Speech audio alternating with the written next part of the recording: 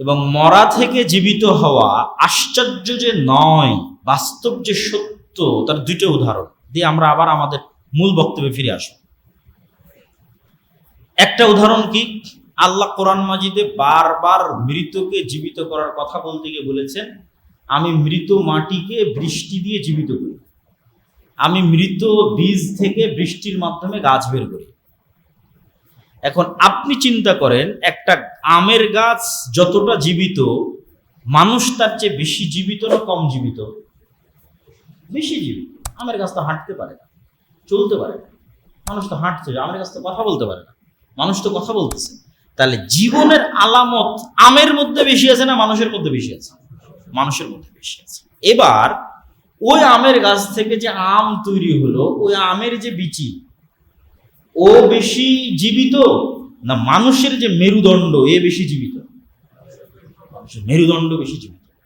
কেন? এটা জীবিত মানুষের মেরুদণ্ড, যে লাইফ পৃথিবীতে চলাফেরা করতেছে, কথা বলতেছে, যার জ্ঞান আছে, আর ওদের একটা স্থবির জড় পদার্থ।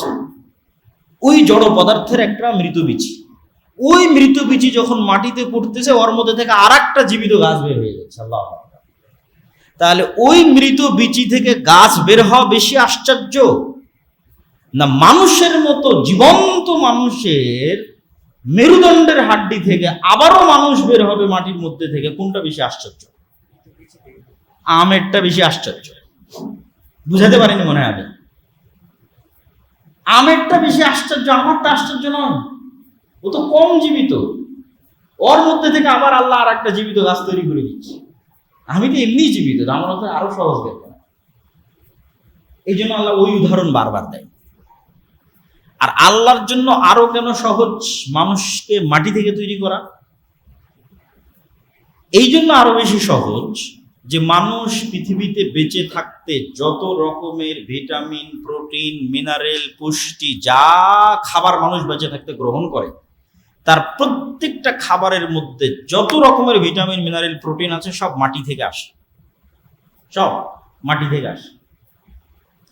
এখন আমার ম্যাগনেসিয়াম দরকার, তো ম্যাগনেসিয়াম আসলে মাটির মধ্যে আছে, কিন্তু ডাইরেক্ট নিতে পারবো না। তখন কলার গাছ লাগানো হয়েছে, তারপরে ওখান থেকে কলা হয়েছে, ওই কলার মধ্যে ম্যাগনেসিয়াম মাটি থেকে নিয়েছে কলা, ওই কলা আমি খাচ্ছি, আমার শরীরে ম্যাগনেসিয়াম ঢুকতেছে। তাহলে আমার শরীরের মধ্যে ম্যাগনেসিয়াম ঢোকার কারণে যদি আমার শরীরে কোষ তৈরি হয়, তাহলে ওই ম্যাগনেসিয়াম তো মাটির মধ্যেই আছে, ওখানে কেন কোষ তৈরি হবে না? কেন হবে না? আমি তো ওই মাটির ম্যাগনেসিয়ামই কলা দিয়ে আমার শরীরের মধ্যে নিচ্ছি, দিয়ে আমার শরীরে নতুন কোষ তৈরি হচ্ছে। এই ম্যাগনেসিয়াম তো মাটির মধ্যে আছে, তাহলে কেন মাটিতে কোষ তৈরি হবে না? মানুষের পুরো শরীরটাই মাটি থেকে নেওয়া ভিটামিন, প্রোটিন, মিনারেল, ম্যাগনেসিয়াম দিয়ে তৈরি। তাহলে আরো বেশি কোষ তৈরি হবে মাটিতে, মানে মাটির মধ্যে থেকে তরতর তরতর করে মানুষ বের হয়ে উঠবে। ওর মধ্যে সব আছে, ওখান থেকে নিয়ে আমি বেঁচে আছি।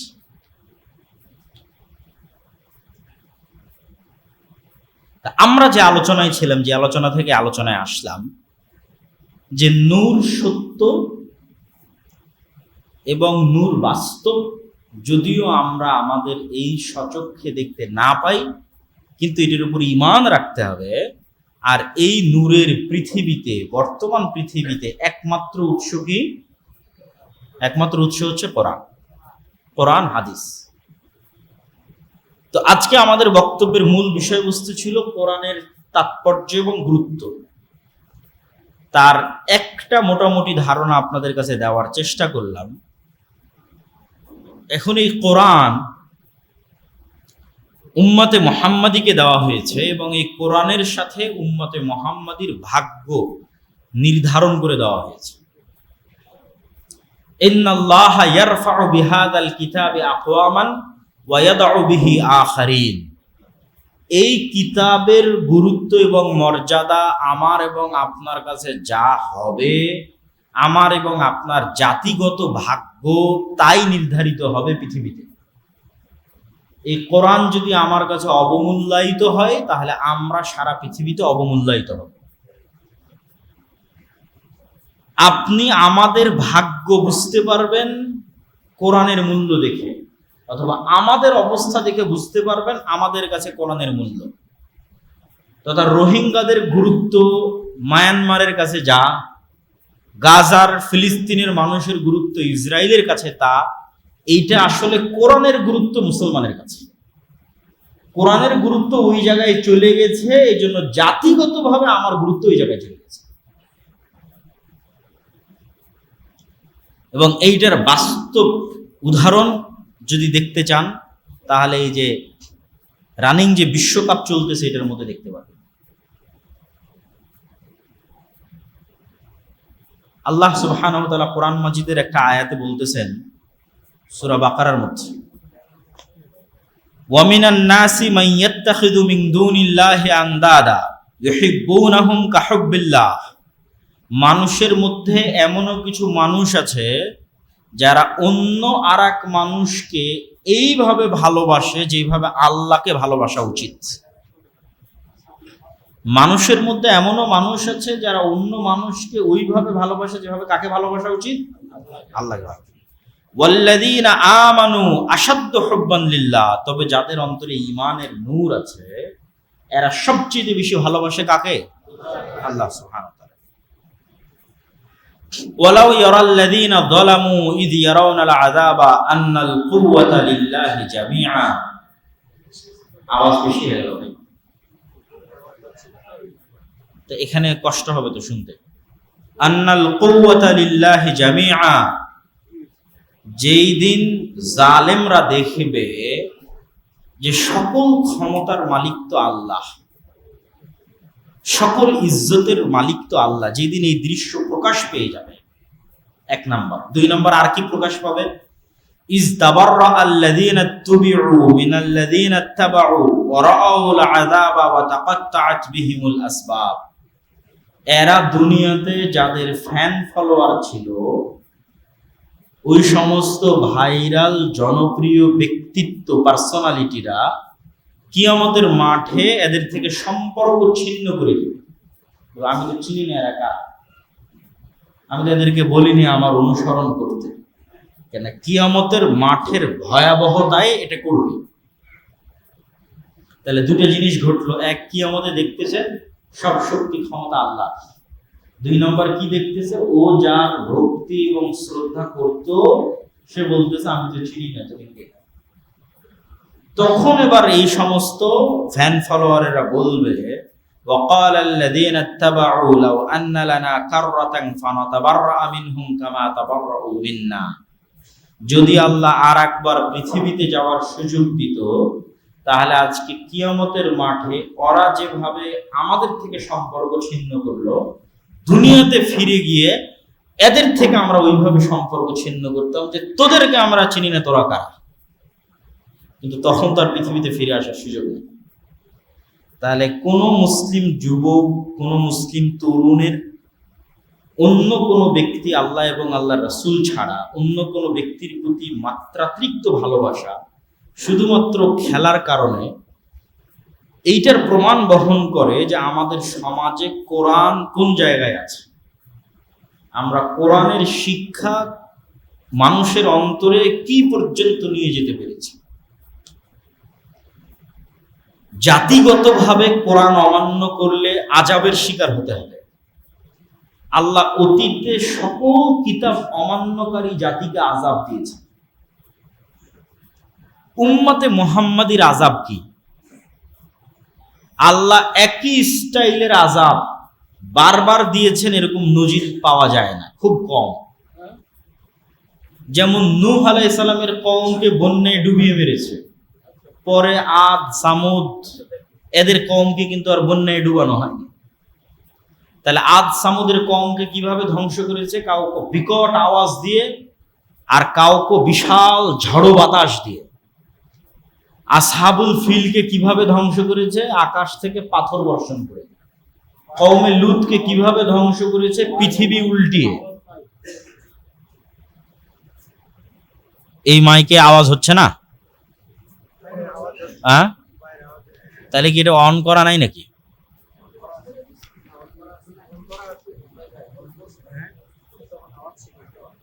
আচ্ছা, তো তাহলে উম্মতে মুহাম্মাদের আযাব কি? বন্যা? উম্মতে মুহাম্মাদের আযাব কি? শহর উল্টে যাওয়া, ভূমিধস, ভূমিকম্প? না। উম্মতে মুহাম্মাদির আযাবের ধরন ভিন্ন। সেটা কি? সেটা যে উম্মতে মুহাম্মাদির উপর ভিন্ন জাতিকে চাপিয়ে দেওয়া হবে। ফিলিস্তিনে, মায়ানমারে, বাংলাদেশেও ঘটতে পারে, বাগদাদে হালাকুখা চেঙ্গিস খানের সময় ঘটেছিল, স্পেনে ঘটেছে। ভিন্ন জাতি ওদের উপর শাসক হয়ে যাবে এবং ওদেরকে কুচুকাটা করবে। এইটা হলো উম্মতে মুহাম্মাদির কোরআন পরিত্যাগ করার শাস্তি, জাতিগত আযাব। উম্মতে মুহাম্মাদির জাতিগত আযাব বন্যা নয়, ভূমিকম্প নয়, ভূমিধস নয়, ঝড় নয়, বিকট আওয়াজ নয়। উম্মতে মুহাম্মাদির আযাব হচ্ছে ভিন্ন জাতি তাদেরকে শাসন করবে। তাহলে আল্লাহ সুবহানাহু ওয়া তাআলার আযাব থেকে বাঁচতে চাইলে, জান্নাতে যেতে চাইলে, নূর অর্জন করতে চাইলে আমাদের প্রথম রাস্তা হচ্ছে কোরআনের কাছে ফিরে আসা।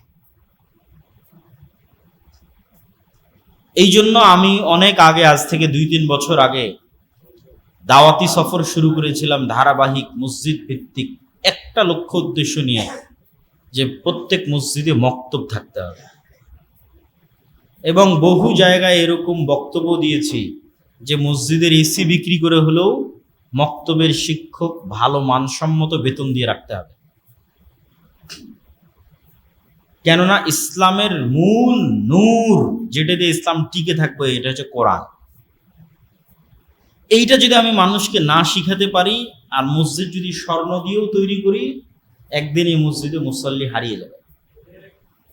আর যদি মসজিদ গাছতলাও হয়, কিন্তু অত্র এলাকার মুসলমানের সন্তানদের, শতভাগ মুসলমানের সন্তানকে কোরআনের নূর আর কালবে ঢুকিয়ে দিতে পারি, প্রবেশ করানো যায়, তাহলে যদি গাছতলাও হয় সালাত অব্যাহত থাকবে, সালাত টিকে থাকবে, দিন টিকে থাকবে। এই জন্য মূল মাকসাদ এবং সর্বোচ্চ গুরুত্ব দেওয়া উচিত মসজিদগুলোকে শিক্ষার উপর। ব্রাকের এরকম হাজার হাজার মসজিদ নাই, এরকম এসি বিল্ডিং আলা রুম নাই। আমরা তো এগুলো অটো পাইছি, অটো মানে আল্লাহ ইসলামের সিস্টেমটা এইভাবে করেছে, এইটার মধ্যে দিয়ে ইসলাম দাঁড়িয়ে থাকবে। এই জন্য 5 ওয়াক্ত সালাতের ব্যবস্থা, এই জন্য মসজিদের ব্যবস্থা। তো ব্রাকের কিছু না থাকার পরও হাজার হাজার স্কুল ভাঙ্গা বেড়া, ভাঙ্গা টিন দিয়ে চালাচ্ছে কেন? ব্রাকের স্কুল ভাঙ্গা বেড়া, ভাঙ্গা টিন, ভাড়া জায়গা নিয়ে কেন চালাচ্ছে? তার মানে শিক্ষাটা আসল। এই মসজিদগুলো যদি ওদেরকে দিয়ে দিতেন, তাহলে আগে এখানে শিক্ষার ব্যবস্থা করবে মসজিদের ফান্ড থেকে। যা আগে কিসের ব্যবস্থা করতে হবে? শিক্ষার ব্যবস্থা, জ্ঞান নূর ছড়িয়ে দেওয়ার ব্যবস্থা করতে হবে। কিন্তু আমাদের কাছে সবকিছু থাকার পরও আমরা অবহেলা। না, একজন ইমামকে, একজন মক্তবের শিক্ষককে ভালো বেতন দেওয়া, ভালো ট্রেনিং দেওয়া, এগুলোর কোনো গুরুত্ব আমাদের কাছে নাই। আমাদের কাছে গুরুত্ব চাকচিক্য, জৌলুস, এটার থেকে বের হয়ে আসতে হবে। এবং শতভাগ মুসলমানকে কোরআন শিখানো লাজেম, ফরজ। শাইখুল ইসলাম ইবনে তাইমিয়া রাহিমাহুল্লাহর মত অনুযায়ী কোরআন বুঝতে পারবে, কোরআন পড়ে এই রকম জ্ঞান অর্জন করা প্রত্যেক মুসলমানের উপর ফরজ। মানে অনুবাদ ছাড়া ডাইরেক্ট কোরআন পড়ে ও সরাসরি বুঝতে পারবে আল্লাহ কি বলছেন, এতটুকু আরবি জানা প্রত্যেক মুসলমানের জন্য ফরজ। এটা শাইখুল ইসলাম ইবনে তাইমিয়া রাহিমাহুল্লাহর ফতোয়া। আমরা এই ফতোয়ার সাথে দ্বিমত করতে পারি, একমত করতে পারি, কিন্তু ফতোয়াটা উল্লেখ করলাম কেন? কোরআন জানার গুরুত্ব বুঝাতে গিয়ে। কোরআন থেকে ডিসকানেক্টেড হয়ে জাতি রাস্তা পাবে না, সম্ভব না। তো কিভাবে আমাদের সমাজে কোরআনের শিক্ষা ছড়িয়ে দেওয়া যায়, শতভাগ মুসলমানের সন্তানকে কোরআন শিখানো যায়, মসজিদগুলোর মূল কাজ শিক্ষার আয়োজন হোক, এটা কেমনে করা যায়? এটা আমি মনে করি যে আমাদের সকলের, যেহেতু আজকে আপনাদের এই মসজিদে এসেছি, আমি আমার বক্তব্যে এটাই উদাত্ত আহ্বান জানাবো যে আপনারা মসজিদে শিক্ষার প্রতি সবচেয়ে গুরুত্ব দেন। হয়তো থাকতে পারে আরো ভালো করার চেষ্টা করেন, পুরস্কারের আয়োজন করেন, প্রতিযোগিতার আয়োজন করেন, যেন এই এলাকার একজন মুসলমানের সন্তান এমন না থাকে যে কোরআন জানে না। এটা মসজিদেরই দায়িত্ব, এটা কেউ করে দেবে না। আর মসজিদ চাইলে এটা পারবে। এই জন্য মসজিদ ভিত্তিক মক্তব বিপ্লব সৃষ্টি করার পূর্ব শর্ত। যেমন আজকের বক্তব্যের একটা পয়েন্ট ছিল পরকালের উপর বিশ্বাস। তো যতক্ষণ পরকালের উপর ইয়াকিন না হবে ততক্ষণ মানুষ দুনিয়ার প্রতি মায়া ছাড়তে পারবে না। আসহাবুল উখদুদের ঘটনা বলতে গিয়ে আল্লাহ বলছেন, কুতিলা আসহাবুল উখদুদ, যে সামনে জ্বলন্ত আগুন, তাদের সামনে দুটো চয়েস, হয় আগুনে ঢুকে যাও ঈমান রাখতে চাইলে, অথবা আগুন থেকে মুক্ত হয়ে বাড়িতে যেতে পারো যদি ঈমান পরিত্যাগ করো। এটা যদি বাস্তব হয় তাহলে নিশ্চিত বিশ্বাস রাখেন আপনার কালবে দুইটা শক্তির অ্যাক্সেস দেওয়া আছে, একটা ফেরেশতা আর একটা শয়তান। এরা কোনো প্রকার মেসেজ আদান প্রদান ছাড়া, ফোন দেওয়া ছাড়া, কানে কথা বলা ছাড়া সরাসরি অন্তরে মেসেজ দিতে পারে। ওই অ্যাক্সেস এদের আছে, ওই পাসওয়ার্ড, ওই ওয়াইফাই অ্যাক্সেস এদের আছে, ডাইরেক্ট অন্তরে মেসেজ দিয়ে দেবে। এই জন্য মানুষের অন্তরে প্রত্যেক যা মন্দ চিন্তা আসে শয়তানের মেসেজ, প্রত্যেক যা কল্যাণের চিন্তা আসে ফেরেশতার ইলহাম। তো এখানেও একটা কাজ আছে। কি সেই কাজ? আপনি যদি শয়তানি স্বভাব বেশি অবলম্বন করেন তাহলে আপনার বন্ধু শয়তান। আপনার হৃদয়ে কার প্রভাব বেশি? শয়তানের প্রভাব বেশি। আপনার কাল্ব হ্যাক হয়ে গেছে। কে হ্যাক করে নিয়েছে? শয়তান হ্যাক করে নিয়েছে। আপনার আর কোনো কন্ট্রোল নাই, পুরো কন্ট্রোল কার হাতে? শয়তানের হাতে। আর যদি আপনি ফেরেশতার স্বভাব এবং ফেরেশতাকে বেশি অ্যাক্সেস দেন, যে না তুমি আসো, তুমি থাকো, তুমি ঢুকো, তাহলে নূর, ফেরেশতা তো নূর, তখন আপনার কালবে শয়তানের অ্যাক্সেস নাই, বন্ধ হয়ে গেছে। এটাই দেখবেন যে ইসলামের সকল আমল আখলাকের ভিত্তি। সকল আমল আখলাক, খাও বিসমিল্লাহ বলো, যদি বিসমিল্লাহ না বলো কে খাবে? ঢুকো সালাম দাও বাড়িতে, যদি না সালাম দাও কে থাকবে? তাহলে শয়তানকে আপনি ওয়াইফাই এর অ্যাক্সেস দিয়ে দিচ্ছেন যে ও ঢুকে যাবে আপনার বাড়িতে। এটা বাস্তব এবং সত্য, এগুলো কাল্পনিক কোনো কথা না। আর সালাম দিবেন, শয়তান পালিয়ে যাবে। কোরআন পড়বেন, মানে নূর, কারা আসবে? ফেরেশতারা আসবে। এক সাহাবী কোরআন তেলাওয়াত করতেছিল আর ঘোড়া লাফাচ্ছে, আকাশে মেঘ জমা হয়েছে, পড়া থামিয়ে দিচ্ছে। 3 বার এরকম ঘটনা ঘটার পর পরের দিন সকালে আল্লাহ নবী বললেন এই ঘটনা বলছে, তুমি যদি সকাল পর্যন্ত করতে থাকতে ফেরেশতাকে দেখেই নিবে। তাহলে যেখানে কোরআন তেলাওয়াত হয় ওখানে নূর তৈরি হয়, আর নূর তৈরি হলে কে আসবে? ফেরেশতা আসবে। ফেরেশতারা নূর। এইভাবেই সারা গায়েবের জগৎ এভাবেই সাজায়। আর গায়েবের জগতের এই কার্যকরণের সূত্রগুলো আপনাকে কেউ বলবে না, এগুলো কোরআনে বলা আছে, হাদিসে বলা আছে। দুনিয়ার কার্যকরণের সূত্রের সাথে গায়েবের কার্যকরণের সূত্রের মিল নাই। দুনিয়ার কার্যকরণের একটা উদাহরণ দিয়ে আমার বক্তব্য এখানে শেষ করে দেবো। দুনিয়ার কার্যকরণের সূত্রে আমি আমার পকেট থেকে যদি 100 টাকা বের করে আপনাকে দিই, তাহলে টাকা কমলো না কমলো না? সাথে সাথে এটা গায়েবে কিন্তু বেড়ে গেছে, প্লাস হয়েছে, কমেনি। ওটা গায়েবের সূত্র। যে গায়েবে নির্ধারিত আল্লাহর সূত্র হচ্ছে কেউ দান করলে কি হবে? বাড়বে। এটা গায়েবের সাথে সাথে বেড়ে গেছে, কিন্তু এর প্রভাব আর সম্পদে 10 বছর 15 বছর 20 বছর পর দেখা যায় বাড়বে। আর সুদ ইয়ামহাকুল্লাহুর রিবা, দুনিয়াতে লজিকে বাড়ছে কিন্তু গায়েবের লজিকে কমে যাচ্ছে। তো গায়েবের এই সূত্রগুলো কোরআন এবং হাদিসে বলে দেওয়া আছে। তো সেক্ষেত্রে নূরের অ্যাক্সেস আপনার হৃদয়ে বেশি দিতে হবে। যেমন অনেকেই কত রকমের সমস্যা নিয়ে আসে, এই বদনজর, এই কালো জাদু, এই জিন, এই উমুক তুমুক। যদিও এগুলো সমস্যা নেয়, আমরা কোনো সময় ওভাবে কথা বলিনি, কিন্তু মূল কথা হচ্ছে যে আপনি যতই ঝাড়ফুঁক করান, যতই আরো অন্য অনেকের কাছে যান, রাকির কাছে যান, আপনি যদি শয়তানকে অ্যাক্সেস দিয়ে থাকেন, এগুলো তো কোনো কাজে দেবে না। আগে তো শয়তানের অ্যাক্সেস বন্ধ করতে হবে। কিভাবে বন্ধ করতে হবে? 5 ওয়াক্ত সালাত, অজু, পেশাব করে পানি নেওয়া, পবিত্রতা। অপবিত্রতাকে কে পছন্দ করে? শয়তান। পবিত্রতাকে কে পছন্দ করে? ফেরেশতা। তা আপনি কাকে অ্যাক্সেস দিচ্ছেন? পেশাব করে পানি নিচ্ছেন না তো শয়তান তো আসবেই।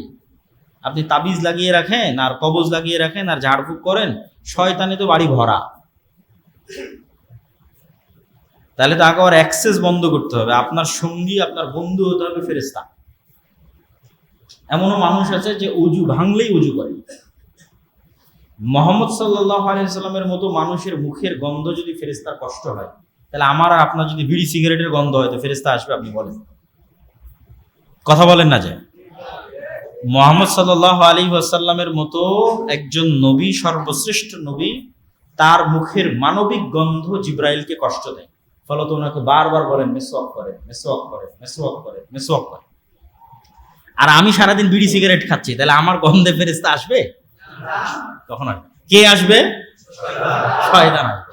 তাহলে এখন আপনি তাবিজ লাগান, কবজ লাগান, ঝাড় করেন, ফুক করেন, আপনার কালবে নূর নাই, কিসে ভরা? শয়তানে ভরে আছে।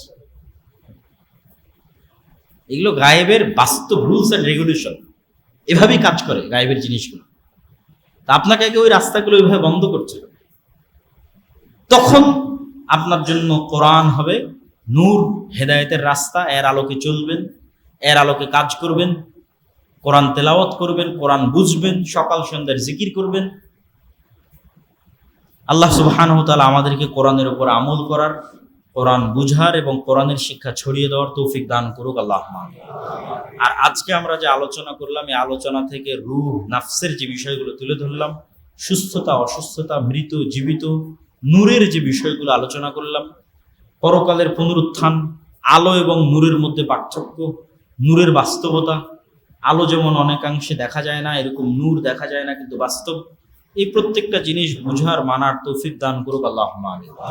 এবং আমাদের বাড়িতে, পরিবারে, আমাদের হৃদয়ে, সকল জায়গায় শয়তানের অ্যাক্সেস, শয়তানকে জায়গা দেওয়া বন্ধ করার আল্লাহ তৌফিক দান করুক আল্লাহুম্মা আমিন।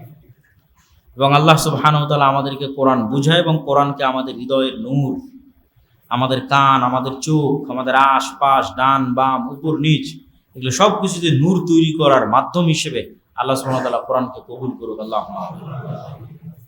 আসসালামু আলাইকুম ওয়া রাহমাতুল্লাহি ওয়া বারাকাতুহু। আপনাদের যদি কোনো প্রশ্ন থাকে, দু একটা প্রশ্ন নেওয়া যাবে, সমস্যা নেই। জি,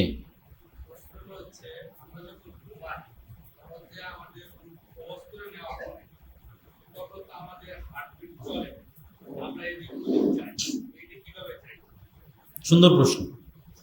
তার আগে একটা জিনিস বলি, মক্তবের বিষয়টা বলেছি, আর একটা বলি মাসিক আল ইতিসাম। আমি নিয়মিত মাসিক আল ইতিসামে 3টে লেখা লিখি, একটা সম্পাদকীয়, একটা মিন্নাতুল বারি, আর একটা কোরআনের ধারাবাহিক ব্যাখ্যামূলক সারমর্ম লেখা। তো মাসিক আল ইতিসাম নিয়মিত যদি আপনাদের মসজিদে আসে, তাহলে এটা আপনাদের সাথে আমাদের যোগাযোগ এবং সম্পর্ক এবং দাওয়াত তৈরিতে আরও পরবর্তীতে ভূমিকা রাখবে ইনশাআল্লাহ।